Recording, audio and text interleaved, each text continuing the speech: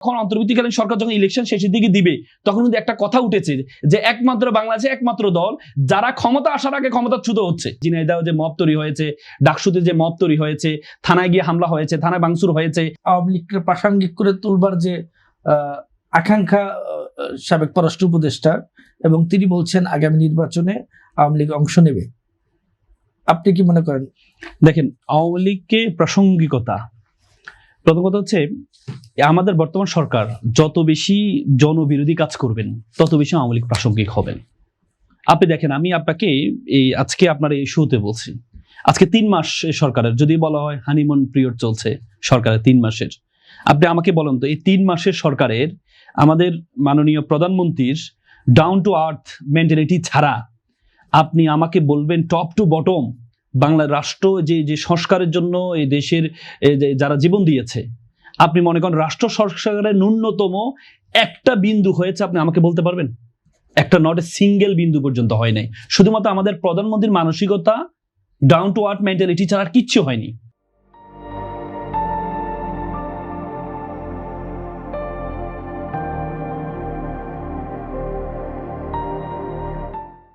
আপনি দেখেন আজকে আওয়ামী লীগ কেন প্রাসঙ্গিক হচ্ছেন? আপনি জানেন বাংলাদেশের আওয়ামী লীগ এবং বিএনপির রাজনীতি অনেকটা কাছাকাছি।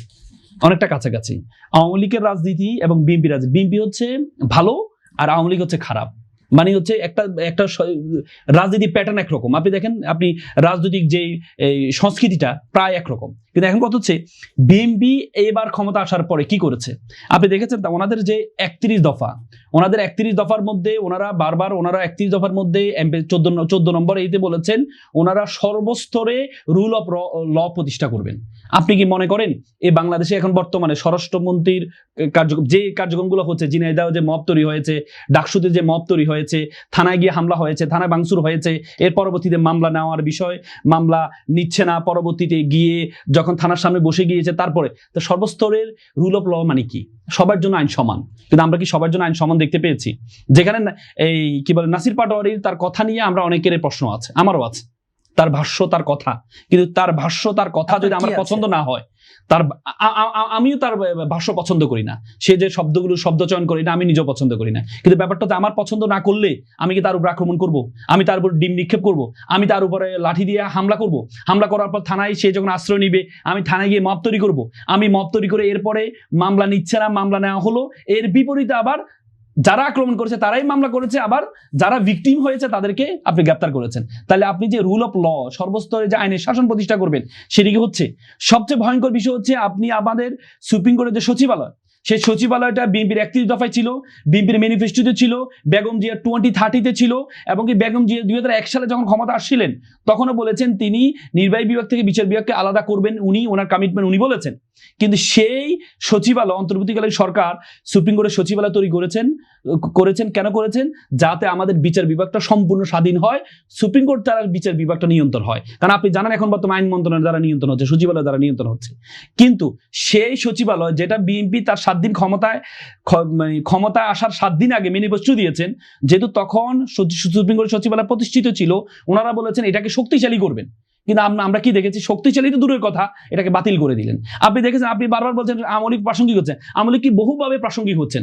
আজকে আপনি যে ঘটনাটা দেখেছেন ইসলামী ব্যাংকে যেটি হয়েছে, ইসলামী ব্যাংকের চেয়ারম্যান, আওয়ামী লীগ ইসলামী ব্যাংকে খেতে গিয়ে 15-16 বছর সময় ব্যয় করেছে, আর বিএনপি 3 মাসের মধ্যে চেয়ারম্যান এমডি সরাই ফেললেন। আচ্ছা, আপনি সরাইতে পারেন, বাংলাদেশ ব্যাংকের মধ্যে এমডি চেয়ারম্যান সরাইতে পারেন, কিন্তু আপনি কি চেয়ারম্যান কাকে বসাইলেন? আপনি তাকে বসালেন, ডেপুটি গভর্নর ছিল আওয়ামী লীগ আমলে, যে দুর্নীতির দায়ে তার প্রমাণিত এই ছিল এবং সে পালিয়ে গিয়েছিল পরবর্তীতে, তাকে আপনি ইসলামী ব্যাংকের মতো বাংলাদেশের সবচেয়ে বেশি লাভজনক একটি প্রতিষ্ঠান ব্যাংক, সে ব্যাংকের আপনি চেয়ারম্যান বানিয়ে দিলেন। তার মানে কি? আওয়ামী লীগ তো বিভিন্নভাবে আসছে। আপনি যারা ব্যাংক খেকু, এসালামের মতো যারা ব্যাংক খেকু ছিল, 2.25 লক্ষ কোটি টাকা যারা আত্মসাৎ করেছে, সে ব্যাংকে আপনি ব্যাংক অধ্যাদেশকে সংশোধন করে আপনি 18 ক যুক্ত করে আপনি 7% মাত্র, যারা ব্যাংক খেয়ে ফেলেছে তারা মাত্র 7% টাকা জমা দিয়ে আবার তারা ব্যাংক ফেরত আসবে। তার মানে কি? আপনি তো আওয়ামী লীগ এখানে প্রাসঙ্গিক করে নিচ্ছেন। এসালামের মতো গ্রুপ যারা ছিল, যারা ব্যাংক খেয়েছে, যারা এই যে কি বলে এই যে ডেপুটি গভর্নর খুরশিদ আলম, এরা তো হচ্ছে আওয়ামী লীগের সহযোগী ছিল, আওয়ামী লীগকে তো বহুভাবে মানুষ সহযোগিতা করেছে। আওয়ামী লীগ যে ফ্যাসিজম 17-18 বছর ছিল, এটা শুধুমাত্র রাজনীতি ব্যক্তিরা করে নাই, সাংবাদিকরা করেছে, সেখানে আপনার ব্যাংকাররা যারা অর্থনীতি তারা করেছে, ব্যাংকাররা করেছে, বহুভাবে করেছে, আইনজীবীরাও করেছে, বহুভাবে করেছে। কিন্তু আপনি যখন তাদেরকে বিভিন্নভাবে প্রাসঙ্গিক করে তুলবেন শুধুমাত্র টাকার বিনিময়ে, বিভিন্নভাবে ব্যাংক খেকুদেরকে ব্যাংক হাতে তুলে দিবেন, আপনি যখন এত লাভজনক একটা প্রতিষ্ঠানকে শুধুমাত্র রাজনৈতিক প্রতিহিংসার কারণে আপনি যখন আবার সেই ফ্যাসিস্টের ব্যক্তির হাতে তুলে দিবেন, তার মানে কি আপনি তো আওয়ামী লীগের প্রাসঙ্গিক করছেন, তো সুতরাং এটা যদি এই সরকার করে, তাহলে আওয়ামী লীগ প্রাসঙ্গিক হতে বেশি সময় লাগবে না।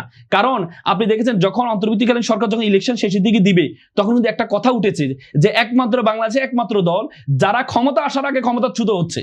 তার মানে বিএনপিকে বলা হয় যে বিএনপি মাত্র 3 মাস ক্ষমতা আসছে। আমি মনে করি আগের যে 1.5 বছর, এই 1.5 বছরে বিএনপি ক্ষমতা ছিল, 80% সবকিছু বিএনপির দখলে ছিল, সবকিছু বেশিরভাগ।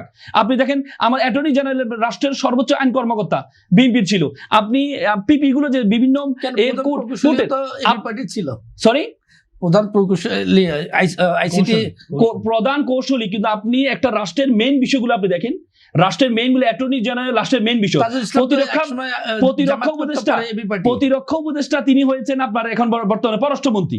তার মানে আপনি যারা ছিল হচ্ছে রেফারি, তারা হচ্ছে বিজয়ী দলের ব্যানারে দাঁড়িয়ে যায়, তখন তো আমাদের প্রশ্নগুলো থেকে যায়।